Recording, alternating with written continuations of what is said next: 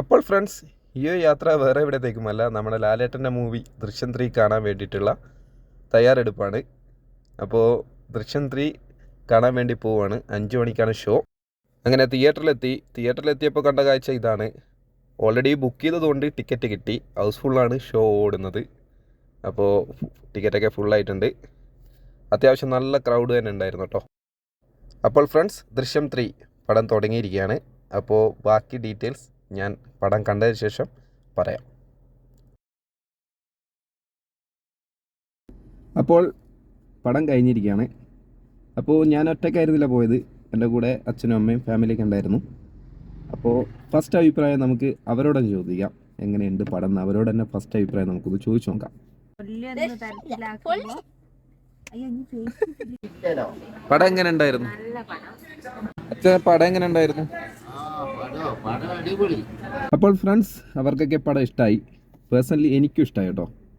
അവർക്കും ഇഷ്ടമായി, എനിക്കും ഇഷ്ടമായി.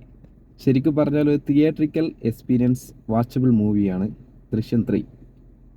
പടത്തിൻ്റെ ഒരു നരേഷൻ എന്ന് വെച്ച് കഴിഞ്ഞാൽ, തുടക്കം നമുക്ക് ഫസ്റ്റും സെക്കൻഡും പാർട്ട് ഓർമ്മിപ്പിച്ചുകൊണ്ടാണ് പടം തുടങ്ങുന്നത്.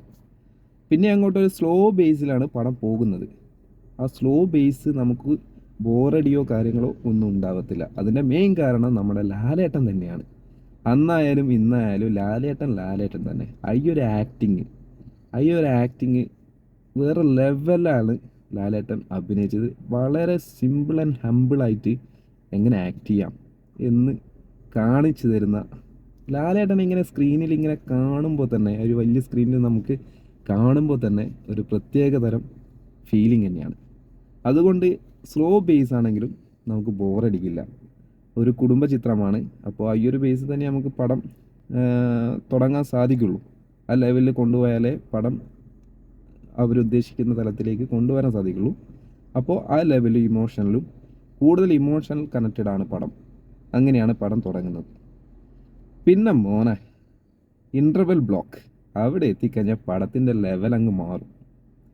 ഒരു സ്പാർക്ക് അങ്ങ് ഇട്ട് തരും. ഒരു തീയും കത്തിച്ച് അങ്ങ് ഒരാളങ്ങ് വരും, ഒരു വില്ലൻ അങ്ങ് വരും. നമ്മൾ കുഞ്ഞിക്കുരല്ല വാസുവട്ടനെ പോലെ. എനിക്കങ്ങനെയാണ് തോന്നിയിട്ടുള്ളത് കേട്ടോ. അതൊരു തിയേറ്റർ കത്തിച്ചു എന്ന് തന്നെ പറയാം. ആ ലെവലിലാണ് ഇൻ്റർവെൽ കൊണ്ടുപോയി നിർത്തുന്നത്.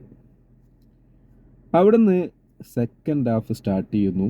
പിന്നെ അവിടുന്ന് അങ്ങോട്ടേക്കുള്ള ഒരു കാര്യം ബേസ് ചെയ്തിട്ടുള്ള ഒരു പോക്കാണ് പടത്തിൻ്റെ. അവിടെ നമുക്ക് ലാലേട്ടൻ്റെ ആക്ടിനെ പറ്റി പറയേണ്ട ആവശ്യമില്ല. പിന്നെ മീന, അതേപോലെ 2 കുട്ടികളായിട്ട് അഭിനയിച്ചവർ എല്ലാവരും പൊളിയാണ് കേട്ടോ. നല്ല അടിപൊളിയായിട്ട് ആക്ട് ചെയ്തിട്ടുണ്ട്. പിന്നെ നമ്മൾ സിദ്ദിഖ് കുറച്ച് ടെററാണ് കേട്ടോ ഇതിൽ. ആശാ ശരത്ത് കുറച്ച് റോള് കുറവാണ്. ഇല്ല എന്നല്ല, ഇവിടെ സിദ്ദിഖിന് കുറച്ച് ടെറർ രീതിയിൽ പ്രസൻറ്റ് ചെയ്തിട്ടുണ്ട്. പിന്നെ ലാസ്റ്റ് ക്ലൈമാക്സ് 20-25 മിനിറ്റ്സ്, അത് ശരിക്കും നമുക്ക് തിയേറ്ററിൽ ത്രില്ലടിച്ച് കാണാൻ പറ്റുന്ന ലെവലിലാണ് ജിത്തു ജോസഫ് ഈ പടം ഒരുക്കി വെച്ചിട്ടുള്ളത്. അടിപൊളി ത്രില്ലാണ്. നമ്മൾ ഫസ്റ്റിലും സെക്കൻഡിലൊക്കെ കണ്ടതുപോലെ ട്വിസ്റ്റും സസ്പെൻസും ഒക്കെ നിറഞ്ഞ ഒരു 20-25 മിനിറ്റ്സ് ക്ലൈമാക്സ് നമുക്ക് ഈ പടത്തിൽ കാണാൻ പറ്റും. അത് തന്നെയാണ് തിയേറ്ററിൽ നമുക്ക് രോമാഞ്ചം തരുന്ന ഒരു ലെവൽ ഐറ്റം നമുക്ക് ഈ ദൃശ്യം 3 നമുക്ക് കാണാൻ പറ്റും. ഇതെൻ്റെ പേഴ്സണൽ അഭിപ്രായമാണ്. കണ്ടവരുണ്ടെങ്കിൽ കമൻറ്റ് ചെയ്തോ നിങ്ങൾക്ക് ഇഷ്ടപ്പെട്ടോ ഇല്ലയോ എന്നുള്ളത്. ഇനി കാണാത്തവരുണ്ടെങ്കിൽ ദയവേത് കണ്ടതിന് ശേഷം കമൻറ്റ് ചെയ്യാം. അപ്പോൾ തീർച്ചയായും കണ്ടിരിക്കേണ്ട ഒരു തിയേറ്റർ എക്സ്പീരിയൻസ് വാച്ചബിൾ മൂവി തന്നെയാണ് ദൃശ്യം 3. അപ്പോൾ എല്ലാവരും പോയി കാണുക. പിന്നെ ഒരു കാര്യമുണ്ട്, ഇതിവിടെയൊന്നും അവസാനിക്കാൻ പോകുന്നില്ല. ജോർജ് കുട്ടീൻ്റെ കഥ ഇവിടെയൊന്നും അവസാനിക്കാൻ പോകുന്നില്ല. എനിക്ക് തോന്നി ഇത് ഇങ്ങനെ കൊണ്ടുപോകണോ. കാരണം സിറ്റുവേഷൻ, ഒരാളുടെ മാനസികാവസ്ഥ ഇങ്ങനെ കാണിക്കുമ്പോൾ നമുക്ക് തന്നെ തോന്നും ഇതിവിടെ ഏതോടുകൂടി ഇത് നിർത്തിയാൽ മതി എന്നുള്ളത്. അങ്ങനെ നമുക്ക് ഈ പടം കാണുമ്പോൾ നമുക്ക് ഫീലാവും കേട്ടോ. എനിക്ക് ഫീലായി. പക്ഷേ ഇതൊന്നും ഇവിടെ അവസാനിക്കുന്നില്ല. ദൃശ്യത്തിൻ്റെ തുടർച്ച ദൃശ്യം 4 ഉണ്ടാവുന്ന രീതിയിലാണ് പടം എൻഡാവുന്നത്. അപ്പോൾ എന്തായാലും നിങ്ങൾ പോയി പടം കാണുക, നിങ്ങളുടെ അഭിപ്രായം അറിയിക്കുക. എനിക്കിഷ്ടപ്പെട്ടു. പിന്നെ ഞാൻ പറഞ്ഞില്ലേ, ഒരു തിയേറ്ററിൽ എക്സ്പീരിയൻസ് വാച്ചബിൾ മൂവിയാണ് ദൃശ്യം 3. പോയി കണ്ടതിന് ശേഷം നിങ്ങളുടെ അഭിപ്രായം പറയുക.